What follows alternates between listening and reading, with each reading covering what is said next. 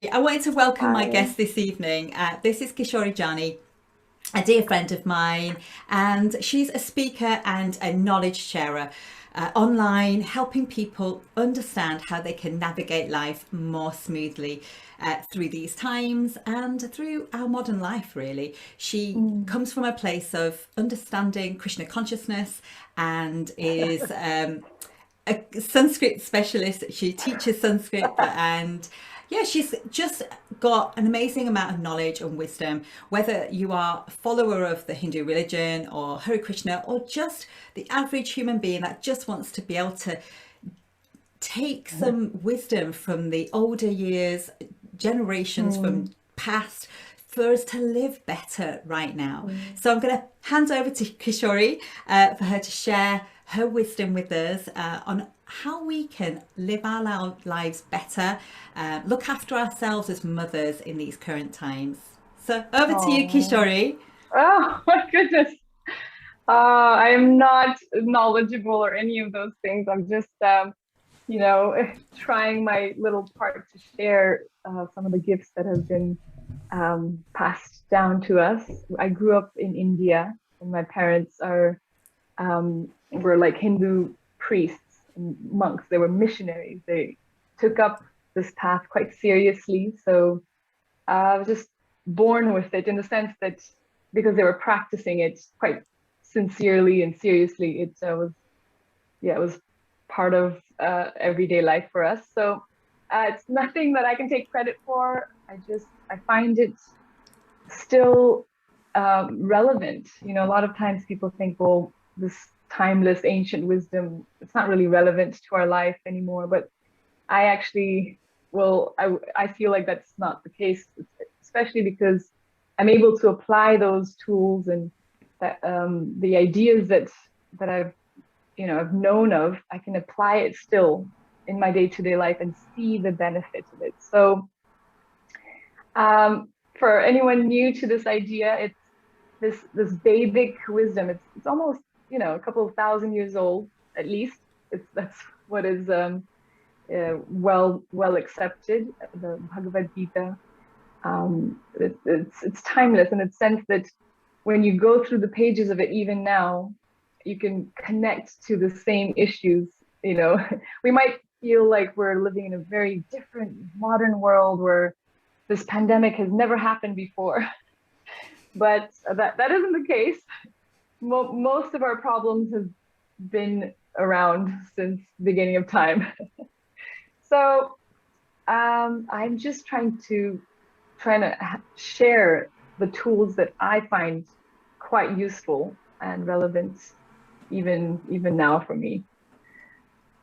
So I I've just we've started a page on Facebook and Instagram and YouTube, but it's just generally sharing ways that we can practice these tools as a family along with the kids. We've got 4 kids, and so it's a right madhouse right now.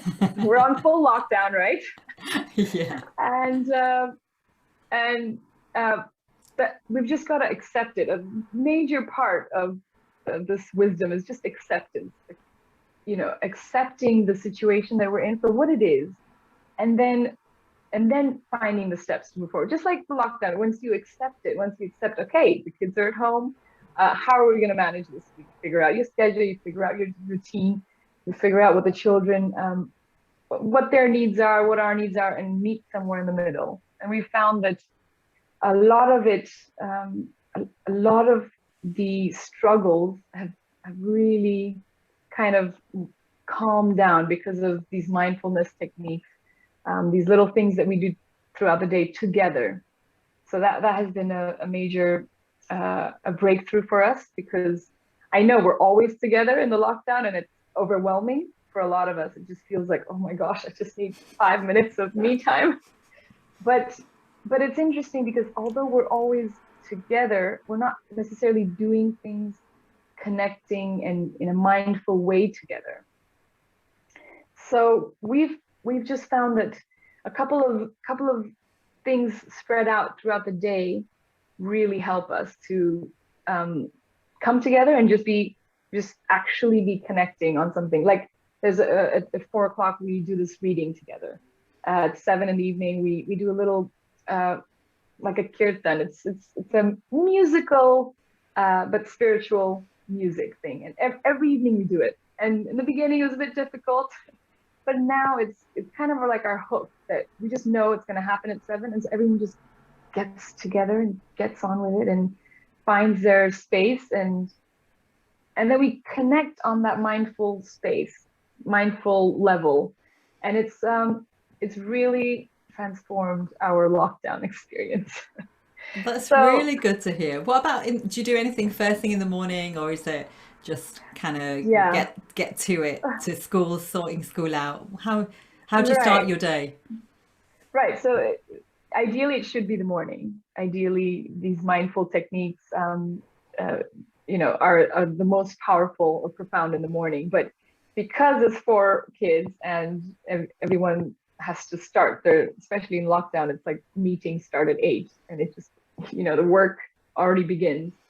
Even when they're in school, there's not much room to play with in the morning, so we've just had to adapt and kind of find some time after the school hours to find something that nourishes us from a deeper level, right? Like, of course, we're doing things together in the same space all day long, but is it really nourishing our soul, as they call it, right? Like that deeper self. Is it reaching, uh, um, crossing over the layers of just the external, Yeah. superficial identity that we might have? How about you Because then? How about, sorry to interrupt you, but how no, about your practice? Because that's something you do collective, right? And yes, collective is very powerful, and we'll talk mm, back on that, mm, for you to explain the power of the collective. But mm, for you on an individual level, for you yes, as a mother of four, a mm. person who is in a country you didn't grow up in, and although Oh you yeah, probably don't even feel like any different to anybody else, but there's a mm, lot of things you're navigating mm, all the yeah, time, right, as an individual and a mother, and all the things that go with all of this area. And yeah, how do you work, how do you mm, do your practice in the morning, the work on yeah. yourself at a deeper level, as well as maybe also a level of looking after your health? Mm. Right, that's a great question because it is very essential that we are doing our own practice, our own, whatever it is. There's a Sanskrit word called sadhana. Sadhana is just any tool or a routine that you have specifically for yourself. It's actually quite profound because we can't really give to others unless we've worked we've worked on it ourselves. So yeah, I try to wake up earlier than the kids and do a little mindful mantra meditation. It's not every day that I manage to wake up before them, but quite a few days I can get in some of that mindful meditation before they wake up and the chaos begins. And also a bit of it's reflective time, like reading time and studying time, because there's a lot of philosophical ideas that tend to float around. That we kind of seem to be walking around in a sense of fog and confusion quite often, just because there's so much going on all around us all the time, that some quiet reflective time, either writing or reading, something that's deeply meaningful to us, this philosophical, um, well, for me, it's scriptural, but it really helps just kind of iron out and clarify a lot of the thoughts that might be, we don't even know, we're not even aware of how much our thoughts are affecting our daily life. It's said that it's like thinking, willing, feeling, and acting. That's the succession of things that happen. So I know you touched on, how do I look after my health? Health is the external symptom. That's the physical realm that we're trying to look after. But according to this timeless wisdom, according to the Bhagavad Gita, It's said that we can't really truly tap into our full potential, which is, it's more subtle. It comes from the our energy actually comes from a much deeper place. And if so, therefore, if we become more conscious of our thoughts and our feelings, if we make those healthy, that will automatically affect our external experience. It will affect the physical quite naturally. So it's not that sometimes we get caught up in, well, am I working out enough? Am I working? But a lot of the times I'm just demotivated to work out because I'm not feeling right. I'm not feeling that motivation from within because my thoughts are overwhelming. I'm having negative thoughts. I'm having overwhelming thoughts. I'm having anxiety. So if I address the thoughts first, if I address that in a positive way, then I find that naturally I'm feeling better, and then I feel more energetic. I'm working, I'm just moving around a lot more, and I'm moving in a positive way. And I sometimes I don't even get to the workout. Actually, I'll be honest, most of the time I don't get to the workout because with 4 kids, I am constantly moving, and so my issue isn't weight. I don't feel like the external thing is the most concerning bit for me. My issue would be my mind most of the time, trying to be healthy in my thoughts, and it makes complete sense to me because according to the Bhagavad Gita, that's actually all of our issues, and it stems from that just being. That's why it's called being mindful. Let's Yeah, but understand. it's supported by science, right? That Yeah, we, yeah, we can talk about the Bhagavad Gita, but it's supported by science that right. our thoughts basically influence our feelings, right? So, and that influences our motivation. We are a product of our thoughts. So, if you are Hmm. feeling good, you are more likely to choose wiser foods and be more active and go for walks and you feel good, right? When Hmm. we Hmm. are not feeling so great and we are feeling overwhelmed and life is pulling us down, we feel not so great and we either use food as a vice to uh, numb that feeling or Hmm. forget that feeling or just Hmm. we don't even know why we do it. We may just do it because, oh well, I feel like eating that. You've not made the connection because it's the not the awareness that, Hmm. that we find food just comforts or that feeling of not feeling so great. I mean, I know Hmm. people might think that it doesn't happen to me, but it does. This whole lot, I'm a human being, and I choose. I think, you know what, I could really just have some chocolate or Yeah, eat something yeah. that's more comforting around when you're not feeling Hmm. that great. Hmm. Absolutely. It's catching those thoughts. But I have a question for you then, because we're talking about thoughts and how this, go into willingness and the flow. But where Hmm. does belief come into all of that? Mm, yeah. So, I have come to the conclusion that, so, I also had my own journey through the spirituality. It's one thing when your parents tell you, okay, this is the nature of reality, right? And then it's another thing for you to come to it yourself and be like, actually, I do, that does make sense to me, and I will believe that, because for a long time, or for a phase in my life, I wasn't sure about it, and I kind of let it all go.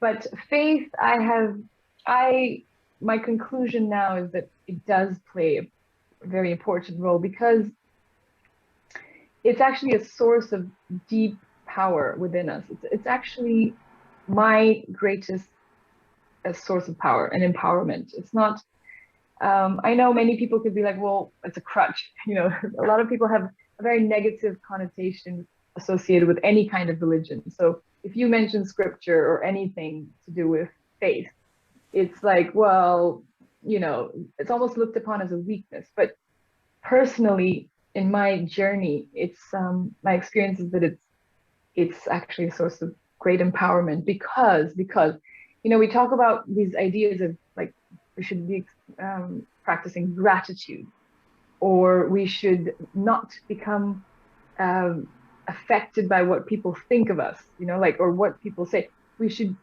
find this inner strength. But to truly tap into that gratitude, who are we going to be grateful to? Every other source of let's say, we may feel gratitude towards our family, or all anything that any gift that you have in your life, you might feel grateful for it for a time being, but there comes a point when you start questioning that, because it's a kind of a flowing temporary source. So you might be in a good relationship today, and then tomorrow you may not. Today you might have something, you're grateful for it, and then tomorrow it's taken away. So there's this idea of temporary sources of gratitude and the permanent, right? So even if you don't believe in anything superior or divine or spiritual, just for the sake of your own empowerment, I find it really quite useful to just think of this perfect being who has given us and gifted us this world that we ourselves are experiencing something in. So my gratitude has a much deeper connection, because this person is not temporary. This person is not flawed. This person is not going to, the supreme divine is not going to somehow let me down. So my source of gratitude is unlimited. And I don't have to really look for, because sometimes I'll be like, I'm grateful for my husband. I truly love him. He's a wonderful person. But there's moments when I just, like really, really get annoyed with him. And we have that with every relationship. We have that with every deep connection within this so-called called the material realm. So faith, I just look upon it as like a tool that can help us reach our deepest potential, our deepest potential for gratitude, our deepest potential for love, because in it is the possibility of perfection, because the supreme is perfect, the divine is perfect. So I don't know if that made any sense, but Yeah. Well, I mean, I suppose from some people's point of view that don't follow faith, and my mum, I come from a religious family. I don't necessarily practice hugely. I'm the youngest of four, but my mum does, and so it's not like it's alien to me. But my sisters practice it much more than I do, and probably more versed, understand it much greater than I do. But so for me, religion, yes, it's part of me, but it's more a cult. It's like the culture of what I've grown up in. But what I was getting at when I asked you about belief was, yes, religion is a part of some people's lives and not. And some people may use the universe as another way of explaining the higher power. And some people feel more comfortable with that because they're not necessarily belonging to any particular religion. But when I talk about belief, is our deep beliefs at a psychological mind level, not necessarily whether we believe in a particular faith, but from a psychology point of view, of like from my study of psychology, in my time at university, we learn about beliefs, and that our beliefs directly are the reason for our thoughts, which then follow that the hierarchy. So what's your position, your take on how our beliefs then shape our thoughts and how we come to be the people we are today? Do you have a view on that? Absolutely. Well, it's true that whatever you believe in it, whatever you strongly believe in it, at some point it starts to manifest, because you start meditating on it, and again the thoughts lead to this inclination, and then they lead to your actions. So it's very subtle. Like sometimes we think we don't believe in anything, but actually we're very strongly believing in certain things without even realizing. So we may, the whole power of positive affirmation. You can convince yourself to believe in a certain version of you.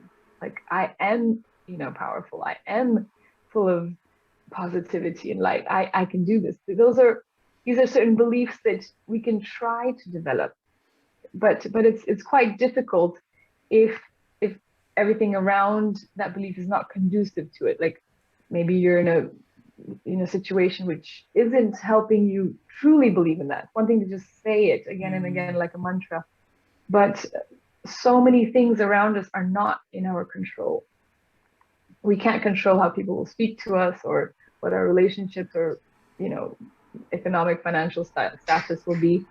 So it's a tricky situation because belief it cannot be superficial. It has to come from a much deeper place. It has to come from this sense of real sense of identity that, and coming back to my understanding and from this timeless wisdom is that the Bhagavad Gita talks about we're not the body, we're the soul. So this it's a really crucial step in this identity that we create for ourselves.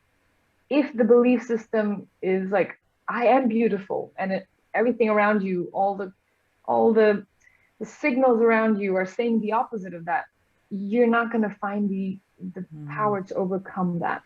So we have to become less dependent on the signals around us and more dependent on our true internal identity. That is the belief that needs to be developed over time.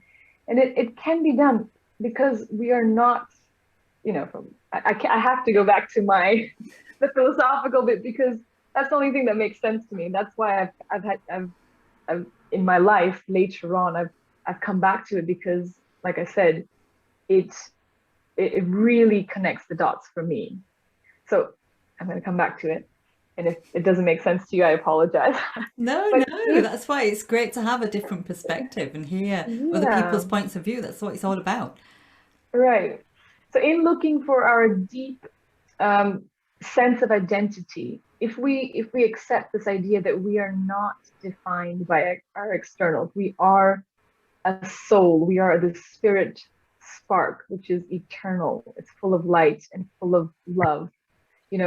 And that is a fact. If you train your mind to accept that, you'll slowly come to these realizations, these kind of experiences that will help you along the way because you truly are.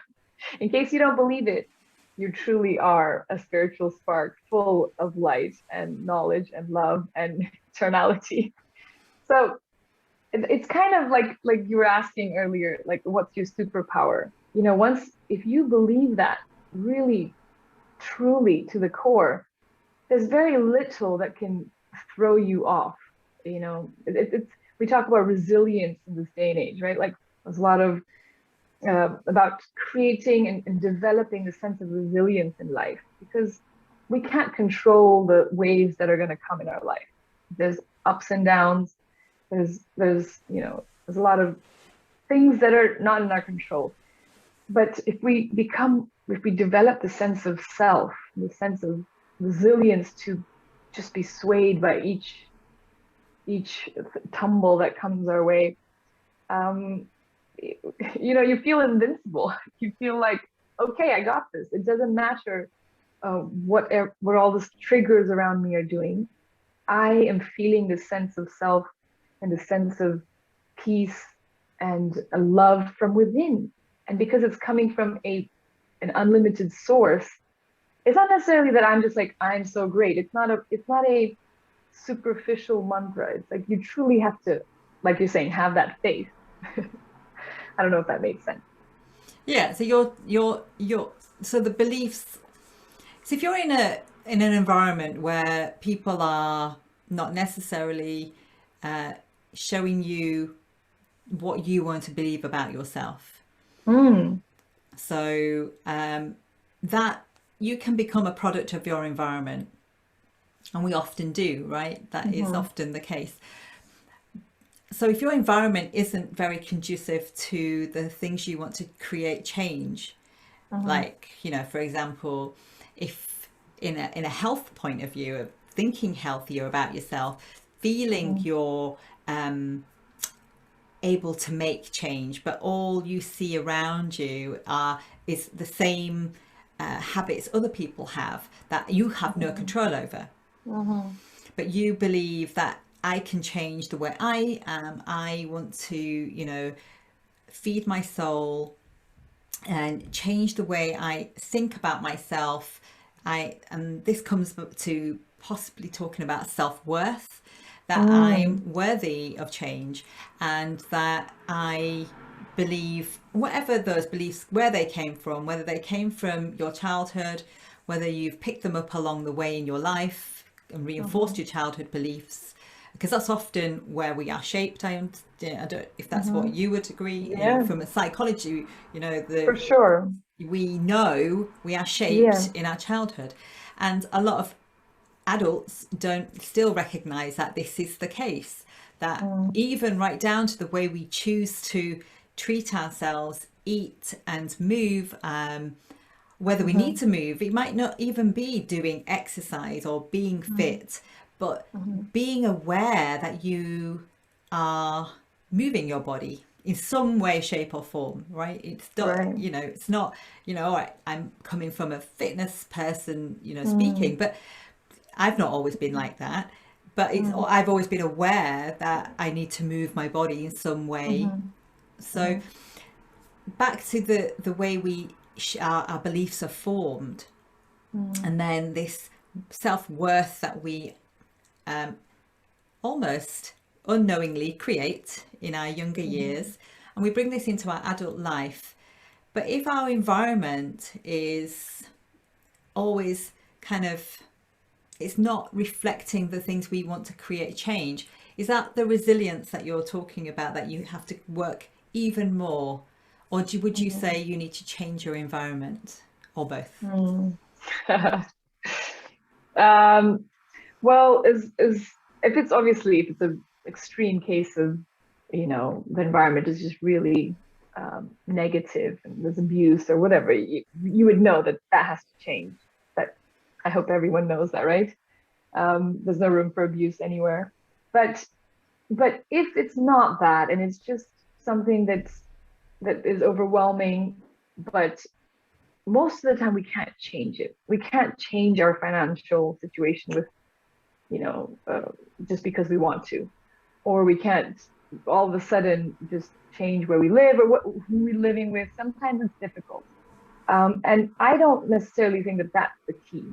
Generally, the problem rises within. Generally, it's like you're saying, we've already had these thoughts pre-programmed from a long time. So the work has to be done ourselves. It's like, even in fitness, right? Like, I can't exercise everyone around me and then expect to get fit, right? The fitness has to be done by myself, to my body. Like, I have to take the responsibility for that. So the triggers around us, they're always going to be there. This is another kind of myth that we have, that if I just maybe change this relationship, or change this house, or change this car, or change whatever it is, the career, or the set of friends, we have whatever our trigger is, we think that if we change it, somehow it's going to solve the problem. It's never worked. I don't think it's worked ever for anyone. The reality is we must change how we respond to that trigger, how we perceive, understand, digest, and then respond to it. And that, again, yes, it comes back to the resilience and that self-worth that we're talking about. But it only comes from practicing this mindfulness and doing a certain set of spiritual practices, because it is the spirit that needs to be fed.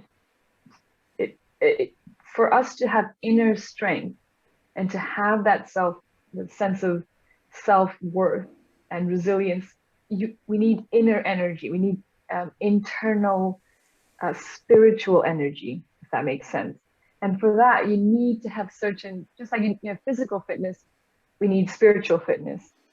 And then once that's kind of, being exercised, we won't even realize where this power is coming from, and it stops affecting you. You don't worry about how other people are defining you. So yeah, Does that spiritual fitness, is that the same as mental fitness? mm, Your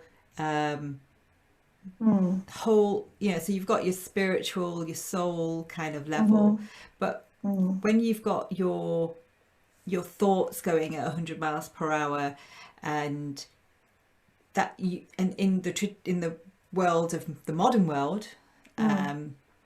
that's your mind going, Yeah, chimp in your mind going yeah, 10 to a dozen. wild. Yeah. And are we, so I've got two questions here. Is that feeding your mind, essentially? Mm. And the next question, we'll answer that and ask the next question. Okay, so the mind is separate. The mind is considered separate to the soul. The soul is your actual being, right? Yeah. And it has different uh, aspects that actually are part of it. So the way the spirit can interact with matter is via the mind and the intelligence and the senses. So it's called the subtle covering over the spirit, which then is a medium for the spirit to interact with matter. It's a little bit but so in short, the spirit is different Yes. than Okay. the mind and the intelligence. And actually, the intelligence is also separate from the mind, if you can imagine that. Because, for example, we know what we're supposed to do, right? Like, I know I should exercise. I know I should go to Varsha's class and just do it. I know. um, but there are days where I'll just be like that's the mind speaking. That, oh man, I'm so tired. I have so many things to do. Back burner, like you said. So the intelligence knows right from wrong, and the mind is the one that's saying, well, wouldn't it just be so much easier if we just did something else? Mind is kind of like this monkey that it's like you're just like you're saying, the chimp that is completely uncontrolled, and it just jumps from one thing to the other, and it's in control basically. And that's what's causing a lot of the issues in our Yeah, because it experience. jumps all over the place, and so that's helpful to understand. Because so then, if you're feeding your soul, Mm, what does mindful practices like doing meditation and mantras, how is mm, that, in your understanding, how is that um, feeding you at a soul mm. level? Is that the access to the higher power? Right, it's a really good question. So there's many layers to it, but essentially, when we do mantra, then we're tapping into the power of sound, right? That uh, even in a very basic sense, if I we can understand the power of sound, right? Like um, if I say something nice to you, you'll immediately feel the benefit. You'll feel like, oh yeah, this is a it will affect your energy and your consciousness directly.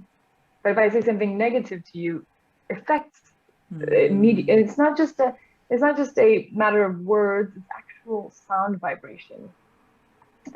There's a whole Yeah, we and could this go is, off on. and I want to be clear because this is not religion, this bit, because No, this is, just we're talking practical. about, yeah, vibrational sound, Mm, and because there's a lot of people that do practice meditation that don't come necessarily from the mm. Hindu faith, No, and I want them to it has nothing to understand. do with Hinduism. It's Yeah, no, actually this it's, yeah. So I want it to be clear. spirituality. Yes.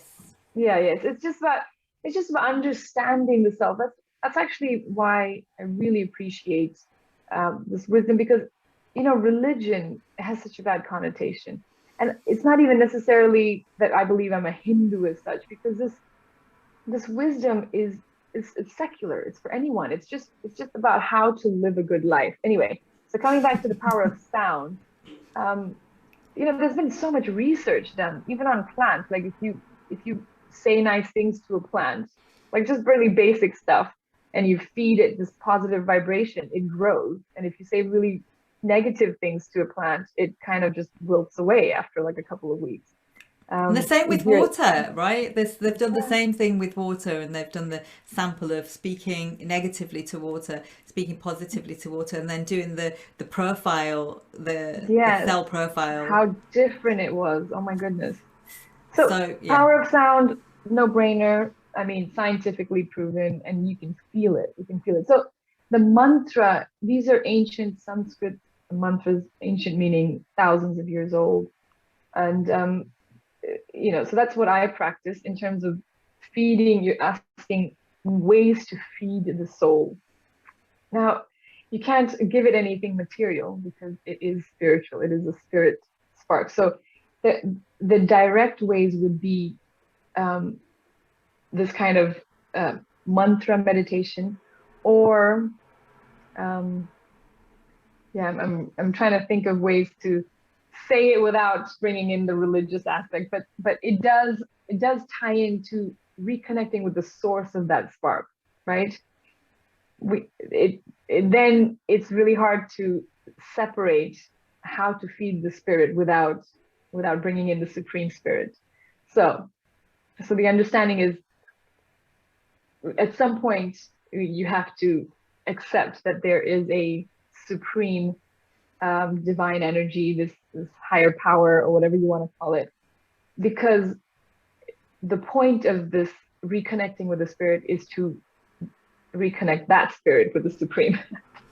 So it's hard for me to explain how to feed the spirit without now getting into this realm of the you know religion. well, yeah, it depends. Well, it I doesn't wouldn't have to be, define that. because you don't have to. Like, as I said, a lot of people talk about higher power, the Mm, universe, and mm, or whatever God a person chooses mhm. to their faith is, right? Yeah, So it doesn't have to be sourced from yeah. necessarily. Mm, We're talking about the supreme as in from a Hindu Krishna yeah. conscious point of view, but there's Mm. many Christian Energy, whatever. faiths, Yeah, yeah, that yeah, do whatever that you want to practice call it. meditation, and it's just that access to a higher soul, higher being, and that Right. you're connecting with your Yeah. spirituality.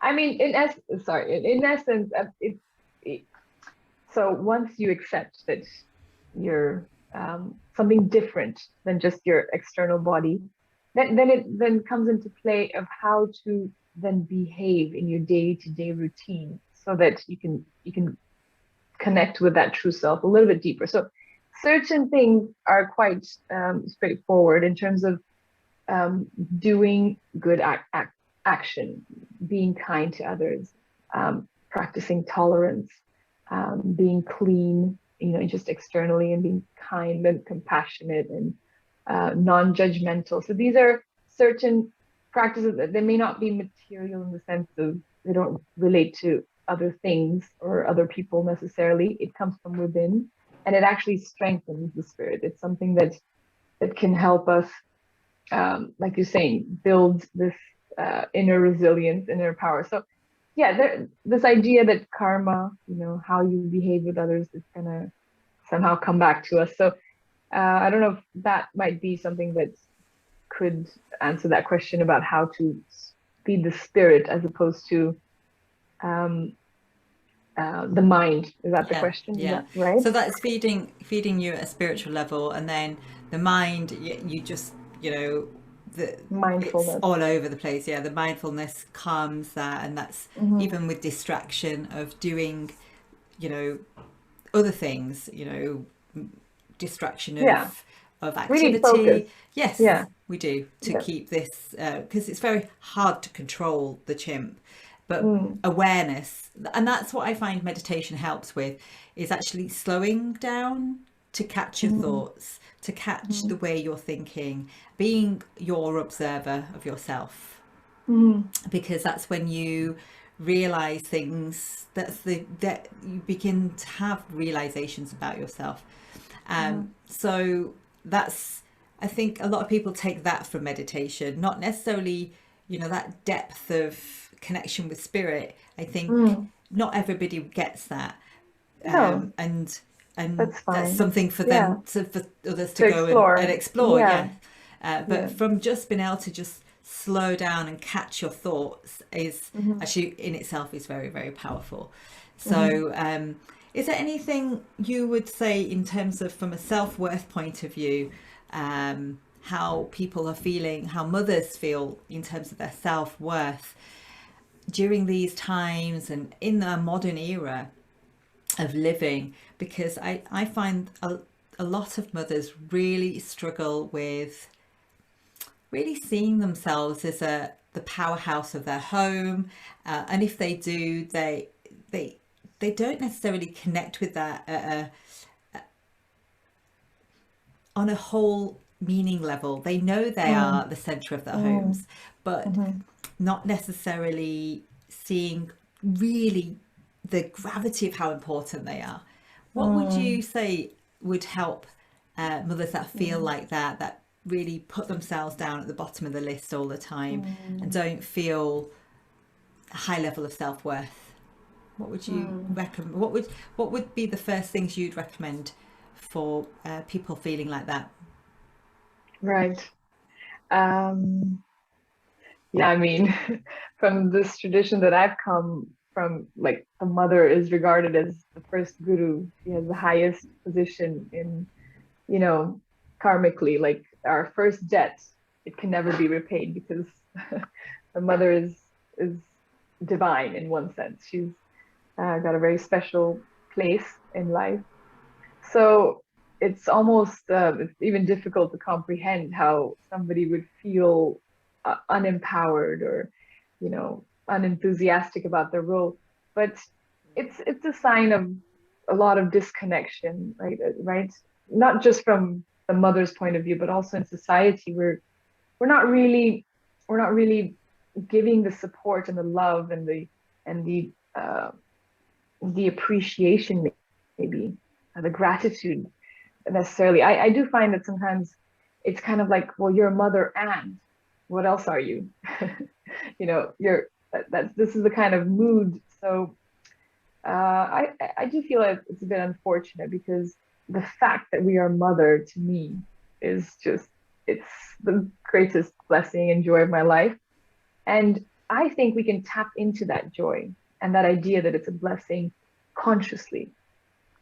Don't let others tell you, what else are you?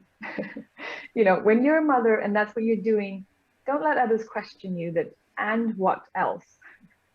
Don't have that narrative going on in your head that, well, all I've done is just fed and cleaned the house and fed these kids.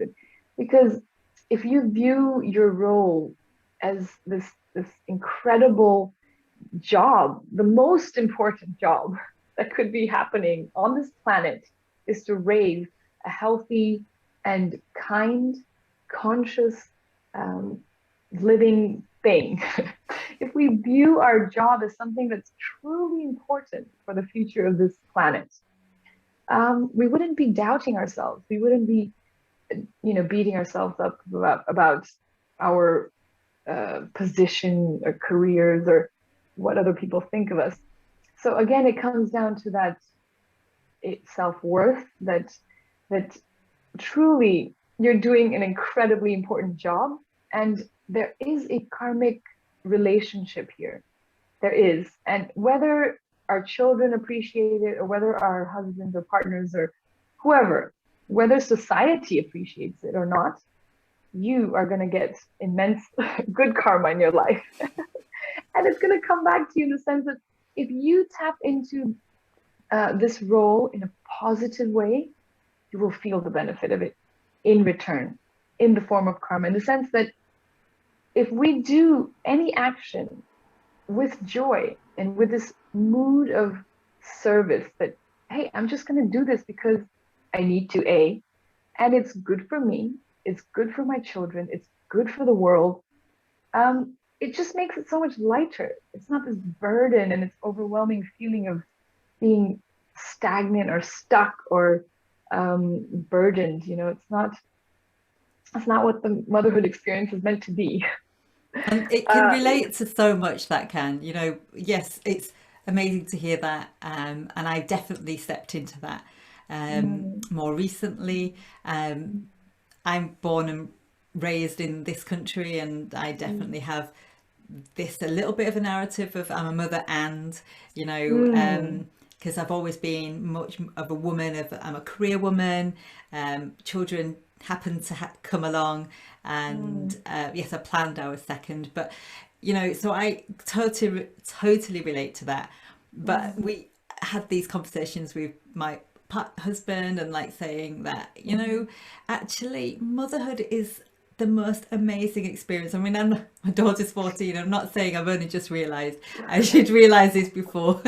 It's okay. Hey, better, late than never. Like, this is a journey, like we were talking about. This is, Yeah, but not just that, but this thing of when we put our hearts into anything that we're doing, that even, mhm, and I'm going to bring it back to exercise and food that we mhm, may not necessarily want to eat or feel like I'd never do that. mhm, mhm, When you put your all into something, that it is actually changing your perception. And when you mhm, change, it's that perception an action, and it changes our thoughts and then mhm, changes our beliefs about ourselves in that in this role what we're doing, or in this mhm, new habit that we're creating. And yes, I know I'm talking at both kind of identity level as well as a physical level. yeah. And I know how, like, you we have to work as a whole. That's how Mhm, I see it. Yes, we yes. have our spirit, yes, we have our mind, and then we have our body, and how Mhm, we nourish all levels is very, very important. exactly. And Exactly. I'm really glad we took that time to really clarify this point about mothers, and being able Mm, to feel and embrace that yes, you may be have a career as well, but it doesn't mean that you're less in either camp. mm, But being a mother is an eternally important job, and the thing of self-worth, you know, it not necessarily stems from being a mother. It often comes from much further back in life. As but mm. when that's like a whole another topic for another time. But Yeah. I we kind of come to the end of our time together, and I Mm. wanted to just ask you to share some parting thoughts about the things that have influenced you and inspired you, Mm. and you know, just generally what what those things, inspirations and influences, bring to you to part with great nuggets of knowledge to pass on today. Just like a real nutshell of Mm. what would you pass on from your influences and inspirers of your life, Mm. to other mothers out there. Okay. Um, so the one thing that sticks out the most, I mean, in my own spiritual journey, is this understanding that I'm here to serve. I'm here to give, and in giving, I shall receive. Like that, it's just that's my experience. It's what I've heard. It's what I've heard from other incredibly powerful um, teachers of mine. And I've seen it in my life that this is truly the case. That if we go around life thinking, what am I going to get from this? We're kind of missing the point. We constantly come in touch with our relationships or any experience we have in life with this attitude, unfortunately. Like, what am I going to get out of this? And it's just creating quite a negative world. Everyone's just out to, what's in it for me. Um, and that's the cause of suffering. So it's giving the opposite result of what we're actually looking for. I mean, it's not bad to need things and want things. That's but the way to get that inner satisfaction and that joy and connection in life is the opposite of taking. So when we start to give, when we start to come to every occasion, when we start to come to every interaction with this mood of, how can I serve this person? How can I serve this interaction? It really transforms the entire experience. It's not about just being superficially selfless, because you can't give what you don't have. So again, it comes back to the same, you've got to have these practices, you've got to strengthen yourself from within so that you can truly not get knocked down when someone mistreats you. And then you can really come from a place of, okay, I'm a mother and I know all I do all day long is give. But if your spiritual practice, if your internal dialogue is strong enough, you'll start to see how in that giving, there's so much you're receiving, so much you're receiving. And it's never going to be in vain. I know it feels like sometimes these kids are becoming thankless, and or whatever relationship you're in, it doesn't feel like it's giving you the reward that we need. And it's just an occasion to maybe reflect on our intentions when we come. So when I say service, I mean giving ourselves truly without any expectation in return. This is the whole dialogue of the Bhagavad Gita, that we don't expect anything in return. It's not like, well, I served you, now what have you given to me? It's just truly from a place of that's just my role. This is the purpose of my life. This is why I've come to this place. This is why we were put in these situations, because when we start giving selflessly, we start, the rewards, the return is not truly measurable. It will be on a spirit level. It will be on a spiritual level. It will be much deeper than just things and Material but things. Yeah. yeah. So that, to any mother out there that's feeling really overwhelmed or feeling like they just don't have any more to give, I know that feeling. I know that feeling. And that's not healthy either. So we want to make sure that we first build up that inner strength through some spiritual practices, through some daily mindful meditation, or whatever it is that you understand as your inner true self.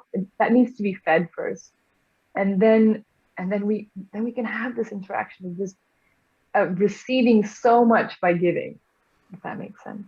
Yeah, I truly do. And thank you for sharing those thoughts, and thank you for your time as well. And Oh, thank you for having I me. couldn't agree more in terms of daily practice of feeling filled. So you're giving to Mm. yourself, basically, in a really First, simple term. Yeah, give to charity yourself. begins at home. Yeah, give Yeah. to yourself so you can give endlessly without expectation of anything in return Hmm. in Hmm. your day, right? And it starts with us. So thank you for sharing your thoughts, sharing your Oh, time with us this evening. And I know you rushed around with your children to get them sorted to oh, be with us this evening. So no problem. thank you, and thanks for listening, guys. We are here Oh, my pleasure. every Tuesday at 8 o'clock. So we've got another expert guest with us next week, and I'll let you know who that is in time. So thank you, and this will come Oh. out as a podcast too in the next few days. So thanks, and